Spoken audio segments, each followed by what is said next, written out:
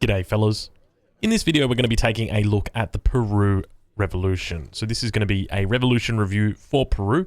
So the Peruvian Revolution is only available to a few select civilizations, and especially the Portuguese civilization. Now the Portuguese civilization are a civilization that gets a natural advantage when it comes to doing revolutions because they've got 4 town centers that they can use.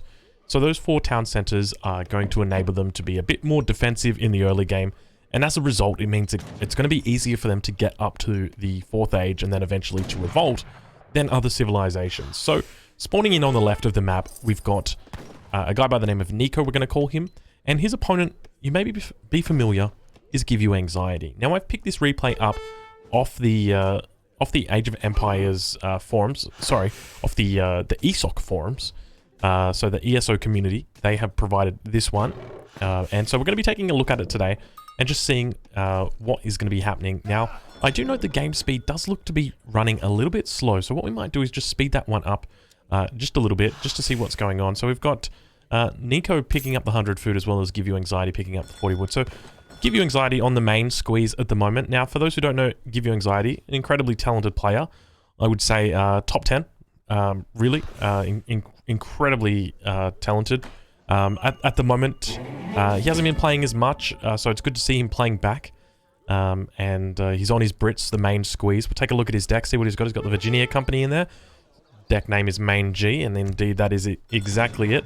Looks like he's going to be opting for an 80 wood treasure. Has his opponent spotted out this treasure yet? They have spotted out the treasure. Nico spotted it, but more interested in just heading up to this 55 food treasure.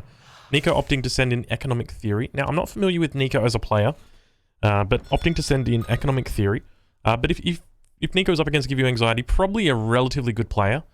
Let's take a look and see at the deck. So the deck's just called My Deck. Nice and simple. ATP, Colonial Militia. We've got the Economic Theory in here. Interesting. All 3 of these cards in Age 1. You don't often see that. And then we've got the Spice Trade Age 2. A lot of resource decks in here. Doesn't really give away that he's planning on going to industrial. I do like that. It's hard to know what you're up against when you're playing against Portuguese. They can be doing, you know, a relatively early rush. They could be going for a more economic focus, or they could be going for a fast fortress, fast industrial, even a fast revolt. So really, they're a whole just you know, a whole bag of different bit of different things. So we'll check in on GUA. Doesn't look like he's going GUA, going a VC rather. Picking up the gang saw, but no TP taken yet at this stage. Nico still looking pretty good at the moment. Aging up with the Quartermaster, 13 Vils. Got the steel traps probably going to be coming in almost immediately, I suspect. Actually not enough coin for steel traps, but just going straight for the 700 coin and dropping down a stable first for the Portuguese. I do like this. I think it's quite reasonable to be opening stable in this matchup for Portuguese. Now we've got the steel traps coming in, so I think he's just sold 100 food just to pick up the coin. We've now got the Mango Grove going down right next to the outpost of Give You Anxiety. So pretty smart move here. Outpost is town center is quite close together as well. Very defensive. I do like that. I think especially if you're going for a build that's more focused on the 3rd or the 4th age, and it's on a land map, then definitely the right thing to do here. But yeah, loving the way that Nico is playing here. Let's see what he opts for. Looking like dropping down the next house and going for 600 coins. So really just going double resource crates, not going for the 700 wood. We'll check in on Give You Anxiety, see what he's up to. He's going for the 600 wood as well. So double resource crate opening for both players. 700 wood, 600 wood, and 700 coin, 600 coin. So really curious to see. Now we've got some longbows opening fire on the Hussars. Looking to see if they can pick off anything. Give You Anxiety's got some pikemen in queue at the moment. And behind this, Nico is he's on. Everybody's on food with the exception of the villagers gathering crates. So really just trying to keep Give You Anxiety busy at the moment. We've got some, looks like a pikeman being picked off by a couple of hussars at the back, and really just keep GUA in his base. I think that's going to be the primary goal here. So now aging up with the marksman, not aging up with the so the most common age up is going to be the exiled prince, but not the case here. Nico moving some villagers into the town center just to ward off those potential pikemen or longbow threat, but these hussars just really getting in a lot of work, keeping GUA in his base. This is the big thing, because GUA's got to make a decision. Do I mass in the second age? Do I try and get up to the 3rd age? It's an often difficult thing that the British have to do. And so we've now got Nico about halfway up. Still hasn't used this shipment, so probably going to be aging up and sending some more resource crates. Portuguese resource crates are an iconic duo. Try and name a more iconic duo. Oh, wait. But, and GUA, let's have a look. Let's see what mana pop he's on. He's on 160 mana pop. That's pretty good for GUA. GUA is known for playing British and not really taking advantage of the mana pop. Up to 44 villages. He's sitting at just before 9 minutes. So pretty competitive age up time here. Going up with the Adventurer. And now reaching the Fortress age for Nico. Nico dropping down that third town center, sending in 1,000 coin and really just putting these town centers into overdrive. Castador's now moving out across the map. That 1,000 coin still coming in behind. Look how much coin Nico's got banked up at the moment, and plenty of food. Not going to have any problem at all getting into the fourth age with that sort of resources. I do like this build that he's opened with. Very, very nice build. Just obviously showing and demonstrating that he knows really how to play this build.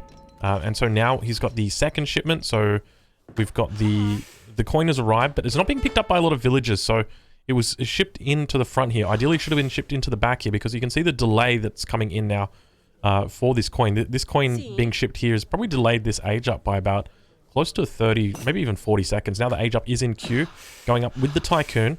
1,000 wood coming in as well. The 1,000 wood's probably going to be what enables... Oh, this is so smart. This is very, very smart. Okay, so he's macro. So essentially what's going to happen is he is going to use the 1,000 wood to age up or to revolt, and then get 1,000 coin to revolt as well, because you obviously need 1,000 of each resource. I'm curious what he's going to do with all the food. I do know that he's going Peru, so probably it looks like he might be selling off or cancelling a few villages. I'm curious, is he going to be dropping a church? I would suspect that he would be dropping a church. Just because with the church, it's going to enable you to have to research mercantilism. And with mercantilism, it's going to mean that you're able to get a lot more shipments. I'm curious whether we're going to see him pick up the factories. Oh, I hear the church going down. Church has now gone down. And mercantilism in queue straight away. That's very, very quick. Fourth TC now going down. All of the resources are being gathered up by the settlers. 3 shipments from the home city right now, and Minutemen are being called. Not enough to age, or not enough to revolt yet at this point in time. We're going to slow it down, just so that we're able to keep up with the fight that's happening. But the Minutemen are taking out the pikemen at the front, and give you anxiety focusing down the church after killing that 4th town center. Probably thinking that there could be a potential church strategy with the unique church card, but I'm sure he hasn't really looked. But now we've got the revolt coming in, so let's check and see. So all the villagers have turned into revolutionaries. Now the revolutionaries, I don't think can garrison inside once they've changed over. So once they're out, that's it. So at the moment on the field, 27 revolutionaries. They're like the Carolians. They counter cavalry at range. Now that's not hand cavalry. That's all cavalry. So that's 48 damage against dragoons. That's 48 damage against hussars. That's 48 damage against any type of cavalry. So now we've got the 27 revolutionaries out. Let's check 44. And on top of that, we've got Bolivar. So Bolivar is the hero for the Peruvians. And behind this, we've also got the Peruvian Guard, which ships 10 Peruvian legions. So these are revolutionaries. These aren't Peruvian legions. And they have a powerful grenade long-range attack. And also gives the grenade attack to the Peruvian... Oh, so they actually become Peruvian legions. Okay, never mind. So check out... Look, have a look at this. Look how much range are on these. Just having no problem taking out the falconets here. Some dragoons behind for give you anxiety, but just getting completely overwhelmed at this point. Town center's now training up more Peruvian legions behind it. And one of the things to note is... So the explorer, Bolivar, can actually receive shipments. So we saw the Peruvian legion. So there's more than 50 Peruvian legions here. They dropped down on top of Bolivar. So Bolivar also has an aura that increases the HP of the units around. So you can see this one's got 200. When it gets close to Bolivar, it goes up to 209. So just providing a small, I think about 5% HP boost. Nothing too big. Some hussars now. I don't know exactly what they're going to be raiding, but now we've got the Andean warriors coming in. There they are. These are legendary Harakas. Check out the stats on these bad boys. 92 siege attack, 22 ranged attack, or 22 range, and it's 80 damage. That's siege. That's 80 siege damage, baby. That bypasses range resist. That is a lot. And so now we've got Nico moving down towards the south. I'm curious if what scouting information has he actually got. He does actually look at the line of sight that he's got. How does he see this far? That's a lot of line of sight. Oh, I think he might have used his explorer to scout out this direction, but obviously going and trying to idle give you anxiety instead of going for the throat. I would have thought he would just go straight for the base with all this siege that he's got. These units, the Peruvian legions, 39 grenade siege attack. On top of that, he's obviously got the Harakas, which are coming in. He's got 3 shipments of Harakas coming in. Look at these bad boys, 92 damage each. He's got 12 of them now. So this shipment provides 6 Harakas. That's a huge amount of Harakas. So we're going to speed it back up here, just because it looks like they're playing a little bit of silly buggers. They're not really trying to fight against each other. It looks like Give You Anxiety is actually going to go for a base trade at this point. Look, to be honest, I think that's probably his best bet. His best bet is probably just to base trade, because you can't beat this. This is a mass. This is a huge army. So much siege, so much damage. I'm curious, what even counters this for British? Because for British, like, you need skirmishers to counter this. You would kill Peruvian legions if you had skirmishers, but you don't have skirmishers. You've got longbows, and they stand still. Like, the longbow's got 22 range. It has to wind up. Look at the grenades go out. Look at the grenades go out. Just look at the destruction. Look how far they get thrown. You've got 18 range on the grenade attack. So the way that it works is if they get in range, so you can see this one Peruvian, the Peruvians behind the stable, it's actually shooting. They're shooting the villagers with their rifles because they're within that distance. So once they get into 12 range, they'll use their rifle. But as long as they're between 12 and 18 range, they use their grenades. This is incredible, honestly. This build order is top notch. Nico, I hope you don't mind me taking this and putting this up on the YouTube, because you're about to take over the ladder with this build order, my friend. I suspect there's going to be a lot of people liking the cut of your jib, mate. So now we've got Give You Anxiety going to take down some town centers. You know, it's a tough position for Give You Anxiety. He doesn't really have much that he can do, because he can't take on this army. If he takes on this army, he just loses. That's really the way that it works. And the problem is, it's only getting bigger.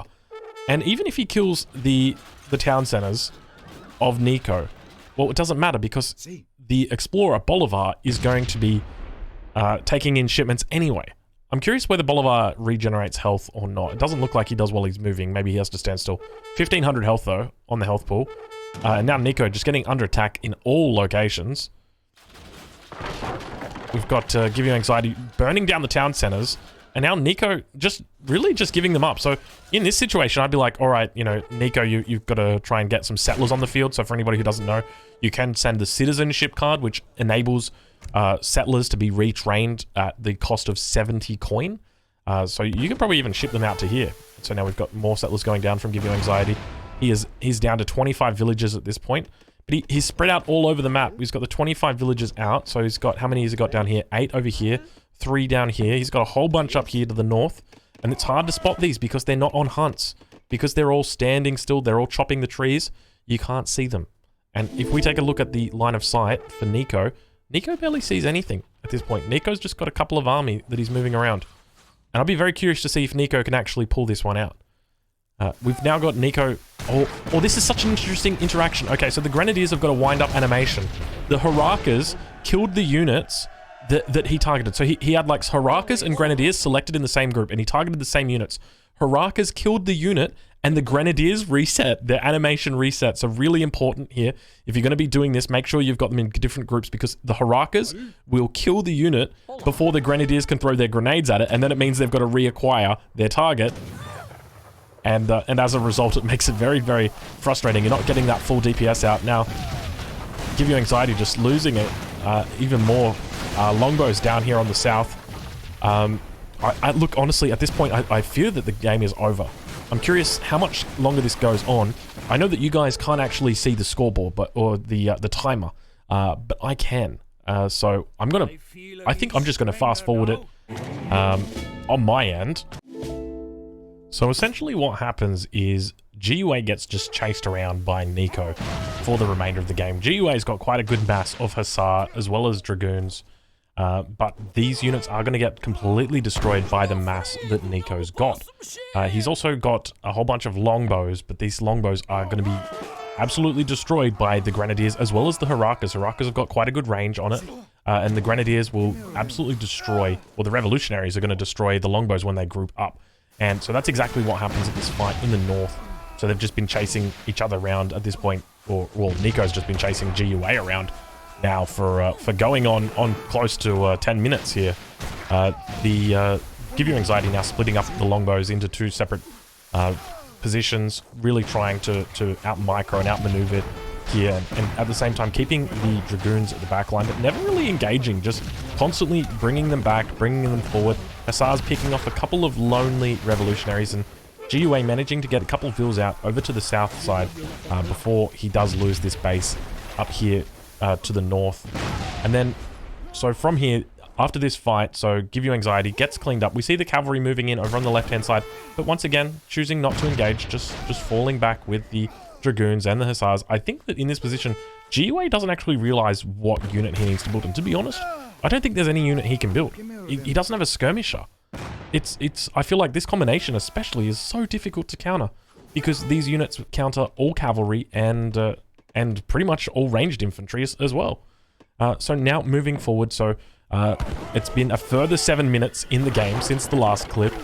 We've now got Nico in the base of GUA. GUA's managed to rebuild on this. His initial starting base, he's put down some Raxes, he's got a church up. He's also got some spies out. I think the initial plan was just to kill the Explorer there. Explorer is dead at the moment, but Nico just decides to start sieging buildings so that he can get more experience and send more Harakas that way. Harakas now start to become a main part of Nico's army. So it just gets to the point where he's not shipping anything else. He's only shipping Harakas once he ships that Grenados card, or the Revolutionary Grenade card. I'm not sure exactly what the card is called, but now the spies coming out as well of stealth, and more Harakas coming in for Nico. And really just, it's just been close to 20 minutes now of non-stop GUA just sort of running around the map. I would call this turking at this point. Now, don't get me wrong, there is a chance for GUA to win as long as he does it the right way, but the problem is that there's no real right way with British. If he was playing Dutch or something like that, it would totally be reasonable, because he could be able to train skirmishers and he'd have no problem.